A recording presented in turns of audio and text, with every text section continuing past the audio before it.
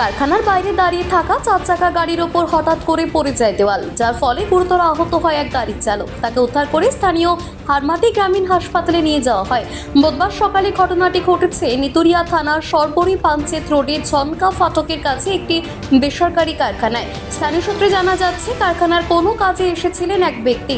তিনি ড্রাইভারকে গাড়িতে ছেড়ে কারখানার ভেতরে যান। তারপরেই ওই কারখানার সীমানা প্রাচীর হুড়মুড়িয়ে পড়ে যায় গাড়িটির ওপর, যার ফলে ওই ছোট্ট গাড়িটি ব্যাপকভাবে ক্ষতিগ্রস্ত হয়। গুরুতর আহত হন গাড়ির চালক। সাথে সাথেই ঘটনাস্থলে ছুটে আসে স্থানীয় যুবক এবং কারখানার বেশ কয়েকজন। উদ্ধার করে হারমাটি গ্রামীণ হাসপাতালে নিয়ে যাওয়া হয় গাড়ির চালককে। জানা যায়, বর্তমানে চালক হাসপাতালে চিকিৎসাধীন রয়েছেন। ঘটনাস্থলে নিতুরিয়া থানার পুলিশ। স্থানীয়দের অভিযোগ, টানা 3-4 দিন ধরে বৃষ্টিপাতের জন্য মাটির গোড়া আলগা হয়ে কারখানার দেওয়াল পড়ে গেছে। সরবরি মোড় থেকে পাঞ্চেত যাওয়ার রাস্তার ওপর ওই কারখানার পাশ দিয়ে পার হওয়ার সময় রীতিমতো আতঙ্কে থাকেন স্থানীয়রা। উপযুক্ত ব্যবস্থা গ্রহণের আবেদন জানান স্থানীয় মানুষজন। अचानक देयाल पड़े गई। কিসের দেয়াল? হ্যাঁ, কিসের দেয়াল? Factory AIC. তারপরে তারপরে ওই একজন গাড়ি ড্রাইভার ছিল, ড্রাইভারের চোট লেগেছে।